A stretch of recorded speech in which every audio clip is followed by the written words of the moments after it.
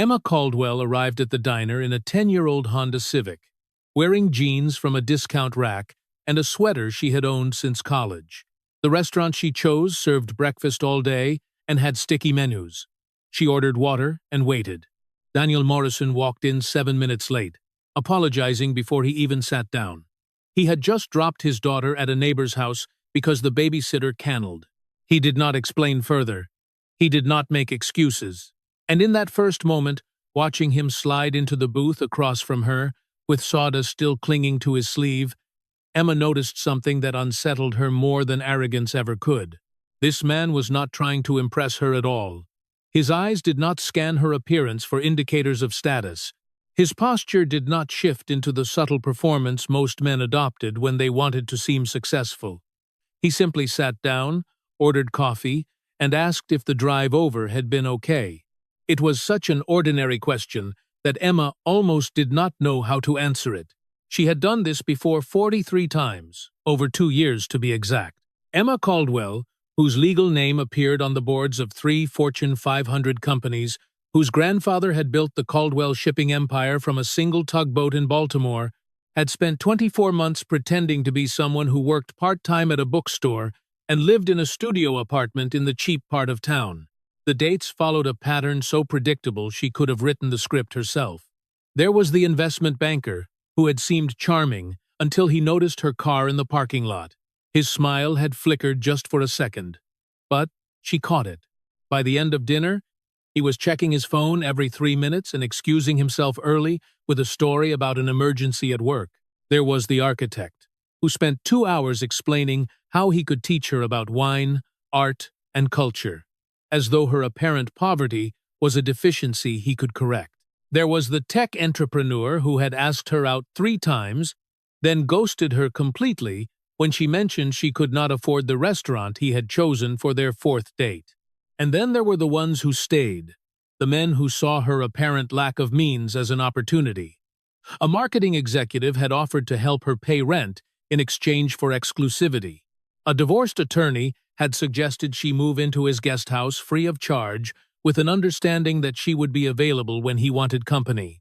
They did not say these things crudely. They wrapped their propositions in kindness, in concern. But Emma had grown up surrounded by people who understood transactional relationships, and she could smell an imbalance of power from across a room. The tests had started as an experiment, a way to understand whether genuine connection was possible when wealth was removed from the equation. But 2 years in, Emma was no longer sure what she was testing for. She had compiled data on male behavior like a scientist studying a predictable species.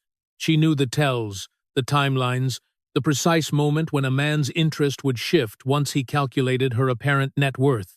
What she did not know was whether the pattern said something about men in general or about the specific type of man who would agree to date a stranger from a carefully curated dating profile. Her therapist had suggested more than once that the experiment itself might be the problem, that by approaching dating as research, Emma was ensuring she would never actually connect with anyone. But Emma had grown up watching her mother navigate a marriage built on financial calculations. She had watched her father treat affection as a line item in a budget. She had learned before she turned 12 that love was rarely unconditional, and that vulnerability was a weakness rich people could not afford. The experiment was not paranoia. It was data collection, and the data across 43 trials was remarkably consistent. Daniel was asking her about her week. Not her job, not her living situation, not any of the usual calibration questions men use to determine her place in the social hierarchy. He wanted to know if she had seen the meteor shower on Tuesday night because his daughter had made him stay up until midnight to watch it, and he was still tired. He asked if she preferred coffee or tea in the morning, not as a prelude to anything, but because he was genuinely curious. And when the waitress came to take their order, he suggested the pancakes, because his daughter had declared them the best in the state after an exhaustive research process that involved visiting 11 different diners. Emma found herself waiting for the shift, the moment when he would ask what she did for a living, or where she went to school, or any of the dozen questions that functioned as socioeconomic sorting mechanisms. But Daniel kept circling back to small things, the weather. a book he was reading about the history of covered bridges in Vermont. His daughter's current obsession with a cartoon about marine biologists. She interrupted him midway through a story about a disastrous attempt to make homemade pizza. "Does it bother you?" she asked. "Does what bother me? Dating someone who is not particularly impressive. No exciting career, no interesting hobbies, nothing special to offer." Daniel sat down his coffee cup and looked at her with an expression she could not read. "I am a single father who works as a high school shop teacher and drives a truck with 200,000 meters on it. I am not sure I am in a position to evaluate anyone else's impressiveness." He said it without self-deprecation, without fishing for reassurance. It was simply a fact delivered the same way he might have mentioned that it was raining outside. Emma had not prepared for this response. The silence between them stretched, but it was not uncomfortable. Daniel did not rush to fill it with chatter or boasts. He simply sat with the quiet, sipping his coffee, watching the other diners with a kind of patient attention that suggested he was rarely in a hurry. "My daughter thinks I should date more," he said eventually, as though continuing a conversation they had already been having. "She is 7. She has very strong opinions about everything. Last week, she told me my haircut made me look like a sad potato." Emma felt her lips twitch despite herself. "Did you change it?" "I am still deciding whether to be offended or impressed by her honesty." He smiled, and it was the kind of smile that transformed his entire face, softening the tiredness around his eyes into something that looked almost like contentment. "I figure if I can survive her critiques, I can probably handle anything." The wallet test came during their second date at a farmer's market in the middle of October. The morning was cool enough for jackets, and the air smelled like apple cider and fallen leaves.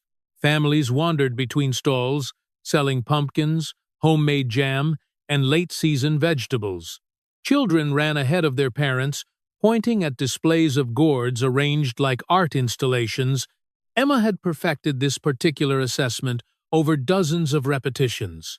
She would pretend to drop her wallet near the end of an outing, making sure it fell open to reveal only a few crumpled bills and some change. The reactions varied. Some men pretended not to notice. Others made comments about budgeting.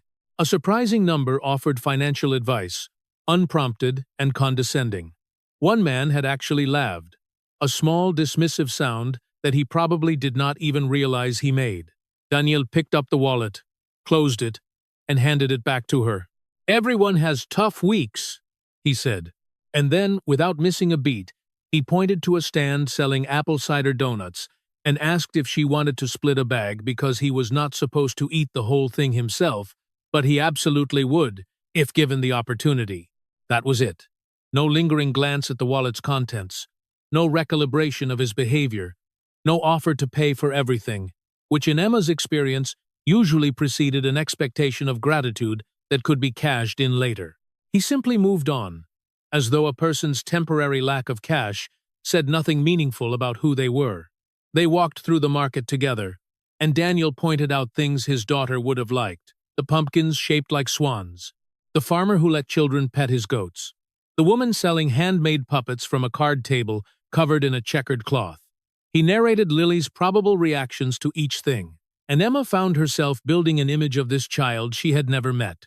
A small person with strong opinions and an apparently insatiable curiosity about the world. They were examining a display of maple syrup when his phone buzzed. Daniel glanced at the screen, and his entire demeanor changed. Not with alarm, but with a kind of focused attention that pushed everything else to the periphery. He excused himself and answered, turning slightly away, but not walking off. Emma could hear a child's voice, high and excited, talking rapidly about something that had happened at school. Daniel crouched slightly as though making himself smaller, even though his daughter could not see him, and listened with complete concentration. He asked questions. He made sounds of amazement at appropriate intervals. He promised to look at something when he got home. The call lasted 4 minutes, and when he hung up, he looked almost surprised to find himself at a farmer's market with a woman he barely knew. "Sorry about that," he said. Lily discovered that caterpillars make cocoons, and apparently this is the most important scientific breakthrough in human history. Emma watched him slide the phone back into his pocket. In 2 years of testing, She had seen men take calls from their children with impatience, with performative affection designed for an audience, with barely concealed irritation. She had never seen anyone disappear so completely into a conversation with a 7-year-old, then return without any apparent concern about how it might have looked. She realized with a discomfort she could not name that Daniel had not experienced the wallet moment as a test. He had experienced it as a woman dropping her wallet. There was no performance in his response because he had not understood that a performance was expected, and that meant her entire framework for evaluating him was failing to produce usable data. They met again the following week, and the week after that. Each time Emma arrived with new tests prepared, subtle ways to probe his reactions to her apparent poverty. Each time Daniel failed to notice that he was being examined. He talked about his daughter's school, about the challenges of teaching teenagers to use power tools safely, about his attempts to learn to cook meals that were not variations on pasta with red sauce. Emma found herself asking questions she had not planned. She wanted to know how he had ended up teaching shop class. He told her about dropping out of an engineering program when his wife got sick, about taking the first job he could find that offered health insurance and predictable hours, about discovering that he loved watching students build things with their hands. She asked about his wife. He told her simply that she had died 4 years ago. Ovarian cancer diagnosed too late. He did not perform grief for her benefit. He did not use his widower status to generate sympathy. He stated it as a fact of his life, the same way he had stated everything else. There was something in the way he held the information. Emma noticed, not hidden, but protected, like a wound that had healed into a scar, still visible, but no longer bleeding. The first year was the hardest, Daniel said unprompted. Not because of the grief, although that was terrible, but because Lily kept asking when Mommy was coming back, and I had to keep explaining something I did not understand myself. How do you explain death to a 3-year-old badly? He almost smiled. I told her that Mommy's body stopped working, like when a toy breaks and you cannot fix it. She asked if we could buy a new Mommy at the store. I did not know whether to laugh or cry, so I did both. Emma felt something shift in her chest. In 2 years of testing, she had never heard anyone speak about loss with such undefended honesty. The men she had dated treated vulnerability like a tactical decision, revealing pain only when it served a purpose. Daniel spoke about his wife's death the way he spoke about everything else, as though he had nothing to hide and nothing to prove. After she died, I was not looking for anything. He said they were sitting on a bench outside a coffee shop watching leaves blow across the parking lot. I am still not looking for anything. Really, Lily is my priority. She has to be. But my sister kept saying I needed to get out of the house, meet people, remember that I was a person, and not just a parent. And what are you looking for now? Daniel was quiet for a long moment. Someone who will not make Lily feel like she has to change. Someone who understands that she comes first and does not resent that. Someone who can be themselves without needing me to be impressed. He looked at Emma with that unreadable expression again. I do not know if that person exists, but I figured I would find out. Lily appeared at the end of their 4th date. Daniel's neighbor had needed to leave early, so he had picked up his daughter before meeting Emma for dinner. He apologized, offered to reschedule, but Emma said she did not mind. She was curious about this child who occupied so much of her father's attention. Lily was small for 7, with her father's brown hair and a gap-toothed smile that she deployed strategically. She shook Emma's hand with exaggerated formality and announced that she had been told to be on her best behavior, but that her best behavior was actually quite boring. So she hoped Emma would not mind if she was just regular. Instead, Emma, who had spent 2 years constructing careful personas and calculated tests, found herself completely disarmed by a 2nd grader who had apparently inherited none of her father's filtered approach to social interaction. Throughout dinner, Lily provided a running commentary on everything she observed. The couple at the next table were probably on their 1st date because they kept laughing at things that were not funny. The waiter had cool earrings that looked like tiny dinosaurs. The restaurant should really consider adding more pictures to their menu for people who could not read yet. Which, she could, actually, but pictures were nice anyway. Daniel watched his daughter with a mixture of pride and exhaustion that Emma was beginning to recognize as his default state. He did not shush her or apologize for her. He treated her observations as valuable contributions to the conversation, asking follow-up questions about the dinosaur earrings and agreeing that picture menus would indeed be an improvement. By the time they finished eating, Emma had learned that Lily wanted to be either a marine biologist or a professional ice cream taster when she grew up, that she was currently mad at her best friend, Sophie, because Sophie had said dolphins were better than octopuses, which was obviously wrong, and that she thought Emma had nice eyes because they looked like the chocolate chips in her favorite cookies. "I hope that was a compliment," Emma said. "The highest compliment," Daniel confirmed. "She is very serious about chocolate chips." By the fifth date, Emma had begun to dread her own tests. She sat across from Daniel at a Thai restaurant and listened to herself describe dreams she did not have, limitations she did not face, a life constrained by circumstances that existed only in her performance. "I always wanted to travel," she heard herself say. "See Paris, maybe, or Tokyo. But that is not really realistic for someone like me." She waited for Daniel to offer to take her someday. That was usually how this went. Men who wanted to seem generous would promise future trips, future gifts, future access to the lifestyle they could provide. It was a form of advanced payment, a way of establishing that they had something she needed. Daniel nodded slowly. "Lily wants to go to Tokyo because of those marine biologist cartoons. I have been saving, but it will probably be a few years." He paused, considering, "I think wanting things you cannot have yet is okay. It gives you something to work toward. The problem is when you stop wanting anything because you have convinced yourself you do not deserve it." Emma felt something shift in her chest, an uncomfortable pressure that she recognized as shame. She was sitting across from a man who was genuinely trying to connect with her, and she was feeding him lies designed to trigger responses she could evaluate. "Can I show you something?" Lily's voice came from behind her. The little girl had been sitting at a nearby table with a coloring book, technically supervised by Daniel, but operating with considerable independence. Emma turned. Lily was holding up a drawing of what appeared to be an octopus wearing a hat. "That is Dr. Tentacles," Lily explained. "She is a scientist who studies the ocean. She wears a hat because the sun is very bright on the surface. She is beautiful," Emma said, and meant it. Lily beamed. "Do you want me to draw you one? I can make it any color." Dr. Tentacles has a friend named Professor Squidward, who is purple. Emma looked at Daniel, who was watching the interaction with an expression of cautious hope. She looked back at Lily, who was already selecting crayons, with the focused intensity of an artist preparing for a commission. "I would love a purple one," Emma said.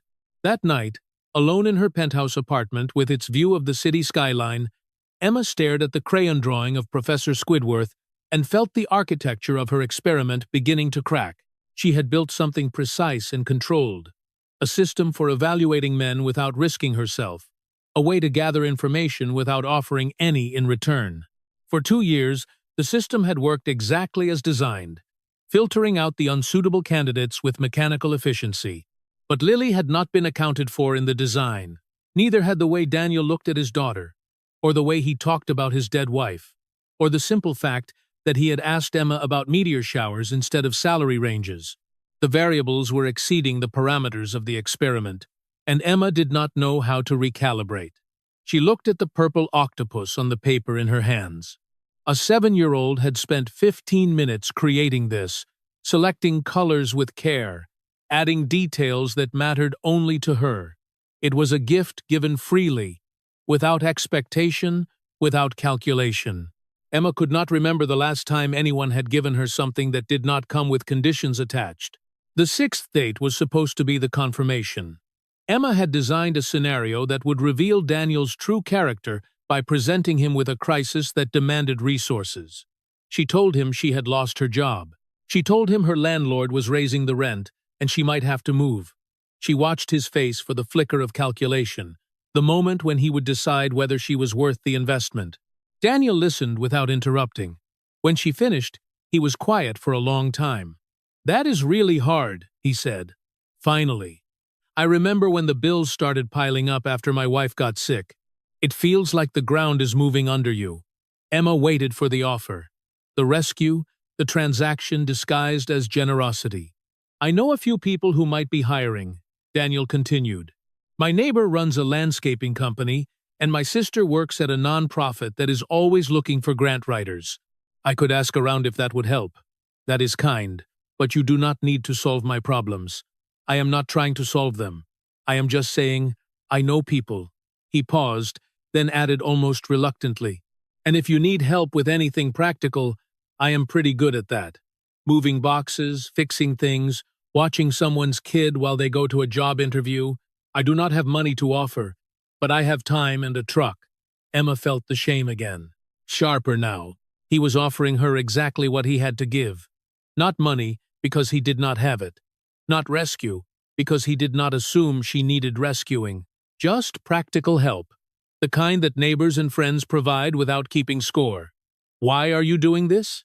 She asked, and her voice came out harder than she intended. You barely know me. I could be anyone. I could be lying about everything. Daniel looked at her with that steady gaze she was beginning to find unsettling. You could be, but I have been lied to before, and I survived it. I would rather take the risk of trusting someone who turns out to be dishonest than live like everyone is a threat. Emma opened her mouth to say something, then closed it. She had no prepared response for this. Her entire framework assumed that people acted in calculated self-interest, that kindness was a transaction, that trust was a vulnerability to be exploited. Daniel was operating from a different set of assumptions entirely, and she had no idea how to test for something she did not believe existed. She thought about her father, who had built a shipping empire by assuming everyone wanted something and structuring deals accordingly.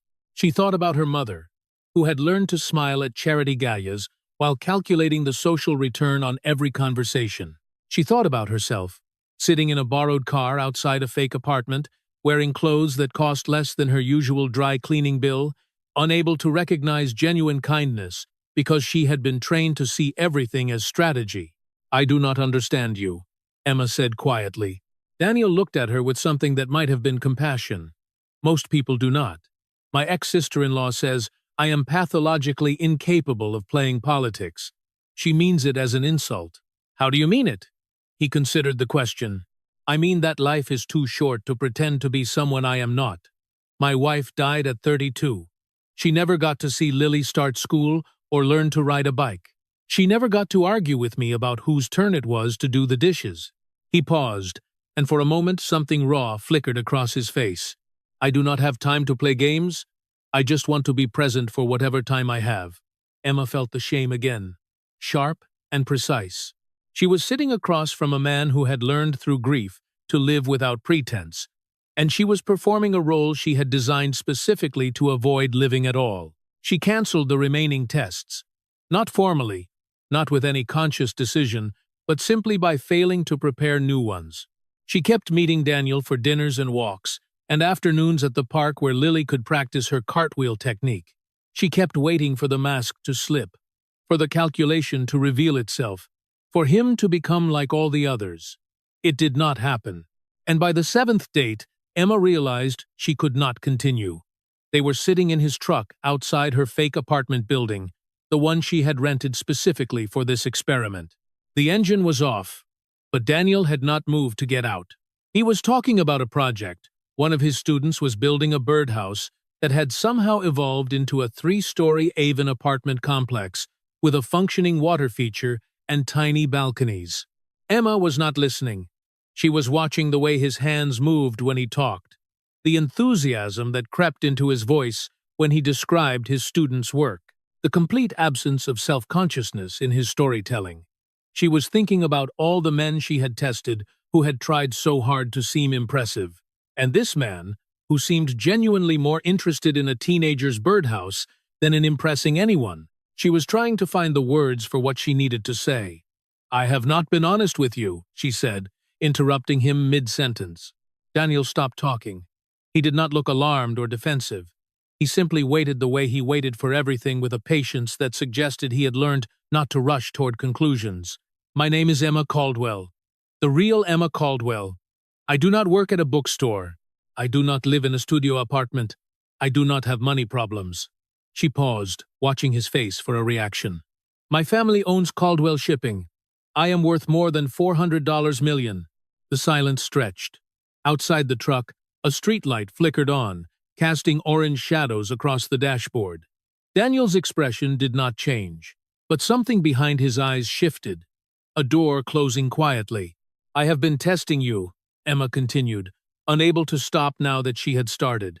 For 2 years, I have been going on dates, pretending to be poor, watching how men react.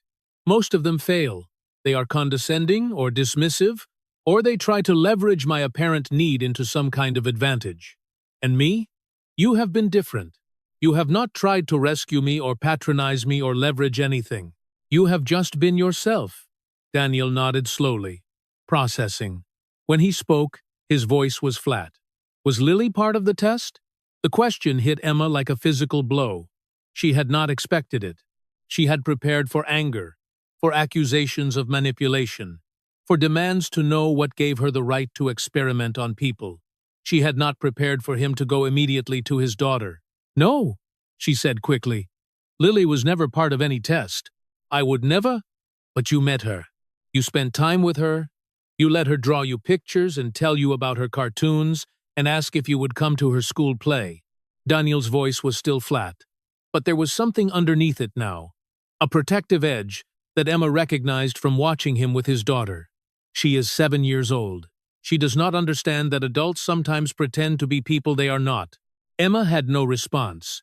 She had constructed elaborate justifications for her experiment, reasoned arguments about the impossibility of authentic connection in a world structured by wealth and power.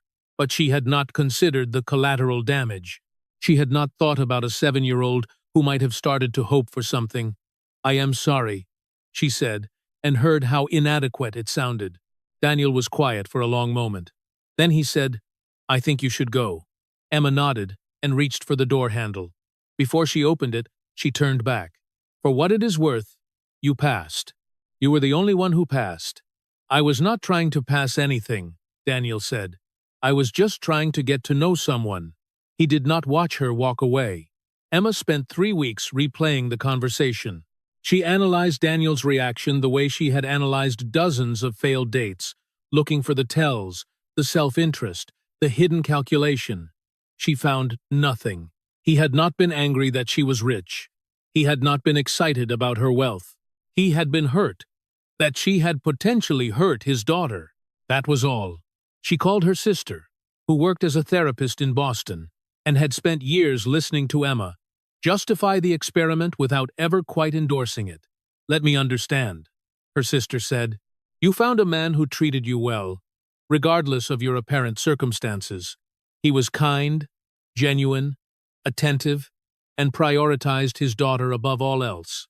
And your response was to reveal your deception and then leave. I had to be honest. You had to be honest 2 years ago, before you started lying to dozens of people. Honesty now is just damage control. Emma did not have an answer for that either. She thought about her childhood, about watching her parents perform affection at charity gages while barely speaking at home. She remembered being 8 years old and asking her mother why she smiled differently at parties than she did at breakfast. Her mother had explained with the patience of someone teaching a necessary skill that different situations required different faces. She thought about her first serious boyfriend, a Harvard MBA who had proposed with a ring that cost more than most people's cars, and then negotiated a prenuptial agreement that treated their marriage like a corporate merger. She remembered sitting across from his lawyer, listening to clauses about asset protection and infidelity penalties, and realizing that she was not being offered love. She was being offered a partnership with attractive terms. She had built the experiment to prove a hypothesis, that genuine connection was impossible when wealth distorted the equation. But sitting alone in her penthouse, surrounded by art she had purchased because advisors said it would appreciate, she realized that she had also built it to protect herself. As long as she was testing, she was not vulnerable. As long as she was evaluating, she was not investing. The experiment had allowed her to go on 43 dates without ever really being present for any of them, except for Daniel. Daniel had somehow slipped past her defenses by refusing to play the game she had designed. He had treated her apparent poverty as irrelevant, and her actual presence as interesting. He had asked about meteor showers and pancakes and covered bridges. He had not tried to impress her, or rescue her, or calibrate his behavior to her perceived status. He had just been himself. And when she had revealed the deception, his only concern had been for his daughter. "If you have to test someone to trust them," Daniel had said, "then maybe you are not ready to love them yet." Emma turned the sentence over in her mind, examining it from different angles. She had heard it as a criticism at the time, a rejection of her entire approach. But maybe it was something else. Maybe it was an observation about a condition that could be changed. She found him at Lily's school play. It was a production about the water cycle. Performed by second graders in costumes made from painted cardboard and crepe paper, Emma sat in the back row, hoping not to be noticed. But Daniel saw her as soon as she walked in. He did not approach her during the performance. He watched his daughter deliver 3 lines about evaporation with an intensity that suggested the fate of the world depended on her pronunciation. He applauded with both hands when she took her bow. He took 17 photographs, none of which would probably be in focus. Afterward, when the auditorium was emptying, he walked over to where Emma was standing near the exit. "You came," he said. "I wanted to see the play. Lily talked about it so much."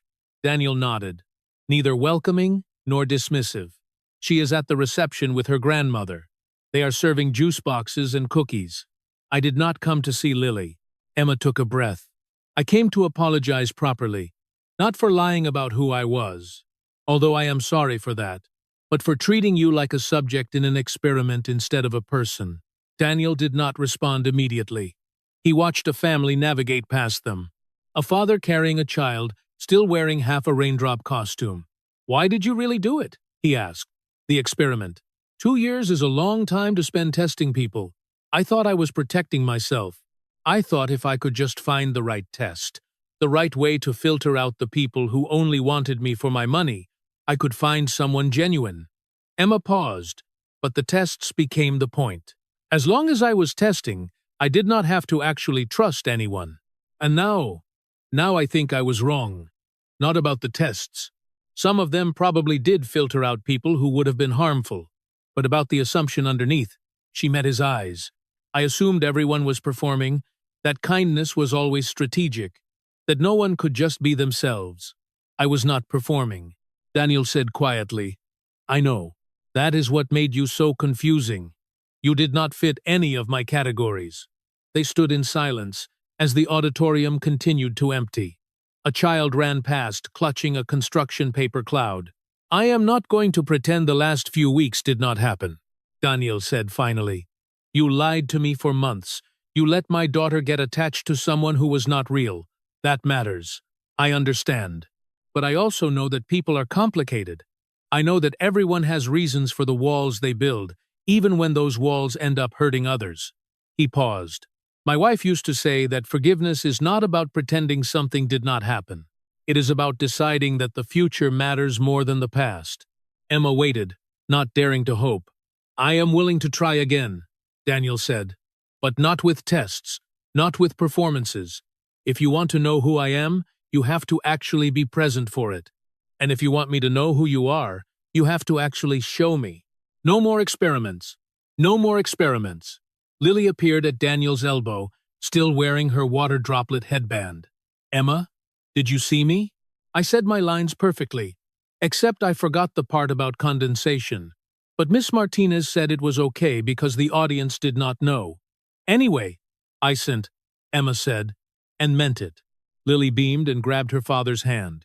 "Can Emma come get ice cream with us? Grandma said I could have 2 scoops because I was a professional actress." Daniel looked at Emma, a question in his expression. "I would love ice cream," Emma said. They walked out of the auditorium together. Lily, chattering about the various merits of different ice cream flavors. Daniel's hand brushed against Emma's once briefly, and she did not pull away. The months that followed were not a test. They were simply life unfolding without a script. Emma learned that Daniel hated mornings but made pancakes anyway because Lily loved them. She learned that he cried at sad movies, and pretended he had allergies. She learned that he sang off-key in the shower and knew an improbable amount about 19th-century bridge construction. Daniel learned that Emma's wealth had isolated her since childhood, that she had never had friends who wanted her company instead of her access. He learned that she was allergic to strawberries and afraid of heights, and secretly terrible at chess, despite owning 3 antique chess sets. He learned that she had spent so long performing confidence that she had forgotten what vulnerability felt like. Lily learned that Emma could be trusted with secrets, that she showed up when she promised that she would never use their connection as part of some larger agenda. The drawing of Professor Squidward still hung on Emma's refrigerator, surrounded now by dozens of others. An evolving gallery of a 7-year-old's artistic development. Emma never told Lily about the experiment. That was Daniel's decision, made after long conversations about what children needed to know and when. Maybe someday, when Lily was older, they would explain how her father and Emma had really met. But for now, Lily only knew that Emma had shown up at a farmer's market, and then at a school play, and then she just kept showing up. It was not a fairy tale. Emma still struggled to trust without verification. Daniel still put up walls when he felt his daughter might be at risk. They argued about money, about parenting, about Emma's tendency to solve problems by throwing resources at them, and Daniel's tendency to refuse help, he perceived as charity. But they also learned, Emma discovered, that trust could be built through small moments of reliability rather than dramatic tests. A text message returned promptly, a promise kept without fanfare. The accumulation of ordinary moments that over time became evidence more convincing than any experiment could provide. Daniel discovered that accepting help did not make him weak, that love could include material support without becoming transactional. They negotiated the vast gap between their circumstances, not by pretending it did not exist, but by talking about it honestly, awkwardly, repeatedly, until they found a language that worked for both of them. On a Tuesday afternoon in late spring, Emma and Lily sat on the porch of Daniel's small house, drawing pictures of the ocean. Daniel was inside making dinner, occasionally visible through the kitchen window as he moved between the stove and the counter. "Emma," Lily said, not looking up from her drawing, "are you going to be here for a long time?" "I am planning to be. Is that okay with you?" Lily considered the question with the seriousness of a 7-year-old who had already learned that adults did not always keep their promises. "I think so. Dad smiles more now. And you never act like I am in the way." "You are not in the way. You are the whole point." Lily nodded, accepting this as a simple statement of fact. She added a purple tentacle to her drawing and held it up for inspection. "This one is for you. It is Dr. Tentacles and Professor Squidward having a tea party. They are best friends." Emma took the drawing and looked at it for a long moment. 2 years ago, she would have analyzed it for subtext, searched for hidden meanings, filed it as data in an ongoing experiment. Now she just saw a gift freely given from a child who had decided she was worth trusting. "Thank you," she said. "I will put it on my refrigerator with the others." Daniel called them in for dinner. Lily ran ahead, already talking about something that had happened at school.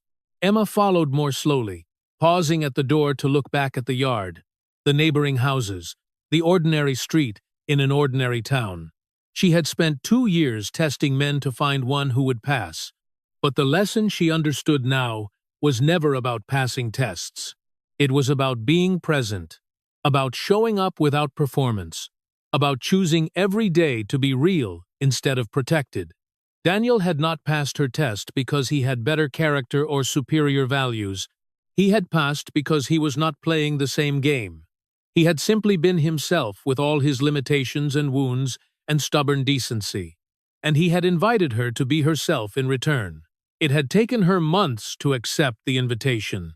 It would probably take years to fully understand what it meant.